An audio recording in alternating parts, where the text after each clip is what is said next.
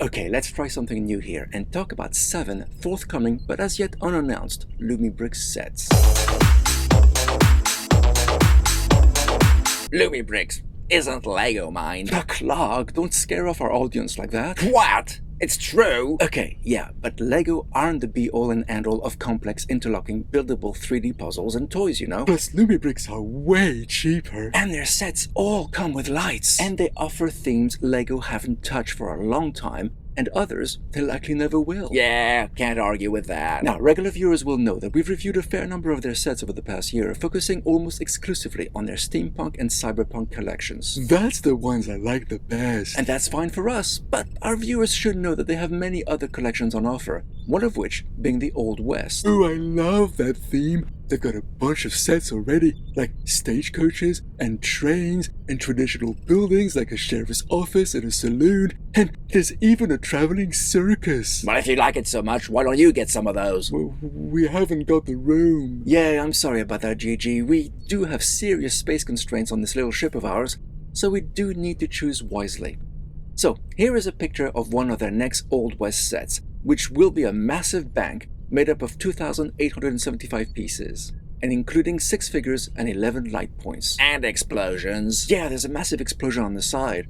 Obviously there's a heist happening. I hope Lumibricks will offer the option of having a normal wall there. I don't think I'd like seeing a kaboom all the time. That's a good question, Mouse. Let's hope that's the case. Alongside the bank, there's also a bandit camp. It's much smaller at only 1,183 pieces, with 3 figs and 7 light points, but I hear it'll be full of traps and secret mechanisms. Sounds like it'll be a fun playset. Indeed it does. Okay, so that's it for the Old West. Lumibricks also have an interesting and original road trip series, which is heavily inspired by the American road trips of the 50s and 60s. We've had some pretty cool sets coming out of that collection, such as a driving movie, a deer crossing, which was quite sparse but had an interesting rock formation, and there was also a motel, amongst others. What? No motorhome? Not yet, Mouse.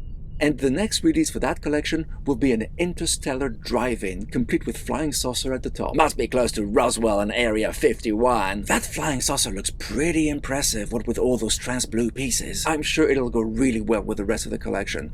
It's made up of 2,188 pieces, 4 minifigs, and 14 light points. And it's got a cute pink car. Doesn't look as realistic as the others in the series, mind. Yeah, I agree, it does feel a bit disappointing, but I'm sure the main attraction will be the diner and whatever sci-fi paraphernalia will be hidden inside. Now, speaking of sci-fi, the next 3 are based on their Steampunk series. The next 3? Yes, McCluck.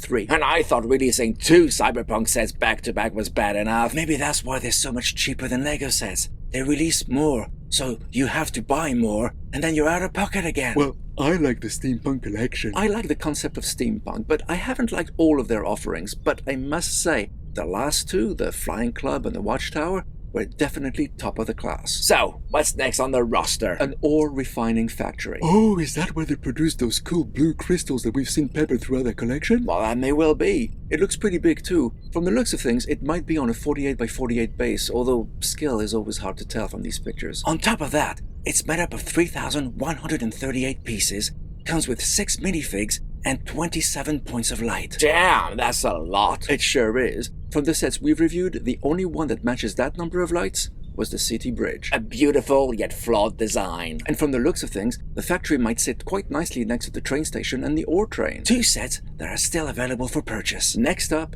is the Time Rift Library. We're heading into more sci-fi territory now. Well, a few months ago, Lumibricks revealed a map of their steampunk world broken down into several factions. Up to now, we've seen sets from the Iron Empire and the Aeronauts, but this one appears to be the first from the Chrono Custodians, where clearly something went very wrong in their library. It's another pretty big set, made up of 3,187 pieces. That's even more than the factory. 5 minifigs and 17 points of light. I quite like that it's like a freeze frame of a very chaotic scene. Maybe time has been frozen in the middle of some kind of explosion or something. The roof's green, not red as other buildings in the collection are, which suggests the watchtower might be from that faction as well. And look here in the lower left of the image. That's the time machine from the 1960s movie of the same name, if I'm not mistaken. You aren't. That's definitely what it is. I'm quite curious to see what's inside. Looks like there's some kind of vortex in there. All will be revealed soon, I'm sure. I must say, I'm more interested in that one than the ore factory. Considering we don't have the train station nor the train itself, And we're not what you would call train aficionados. I could easily give the factory a miss. But I am intrigued by this library, especially if we can normalize it easily and put all those floating books and such away. Agreed. Now, the last steampunk set scheduled to release soon is the Alchemist Moving Castle. Shades of Howl's Moving Castle, anyone? Is every building capable of moving around going to be compared to that movie? Well, it might if it kind of looks like it's been heavily inspired by it. Fair enough. It's an interesting design, although it may be tricky to find a way to integrate it into a city setting.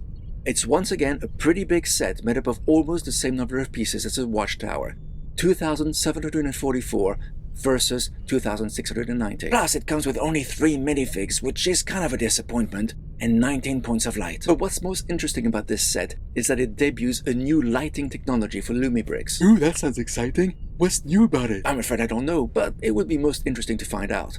And finally, the last leak marks the launch of a brand new collection, one based in space, which fully embraces the world of sci-fi. And the first set will be some kind of bounty hunter center. I can bring you in warm, or I can bring you in cold. Yeah, I understood that reference. Well, if you glance at the set's image, particularly this character wearing what looks like a cowboy hat, this might be a mixture of sci-fi and western, which would be most original and interesting. Shades of Brave Star. That's exactly what I was thinking. This set is made up of 2,309 pieces, only 3 minifigs, although it also comes with a bunch of brick-built robots, which you could argue would increase the number of playable characters, and 15 light points. An interesting start to a new collection. Will you be getting it? I don't think so. It's not that I don't think it's an appealing design, it certainly is, but we need to focus on our available space, Mouse. I think, if possible, I'd like to stick to those 2 steampunk sets. They'd be a fun addition to our growing city for sure. And frankly, for all the innovation and interesting ideas, I think it would be good if Lumibricks slowed down a little. Sure, their sets are very affordable, especially when compared with Legos, but come on, man. Just how much disposable income and space do they think collectors have? So what do you think? Are any of these future releases tempting you? Are you at all curious about venturing out beyond the confines of the Lego brand? Would you like us to make more videos of this kind? Whatever your thoughts, let us know in the comments. And if you like what we do, And how we do it, And you feel you'd like to help us out? please consider joining our Patreon. we'll leave a link to it in the description. Thanks for watching, and we'll speak to you again next time.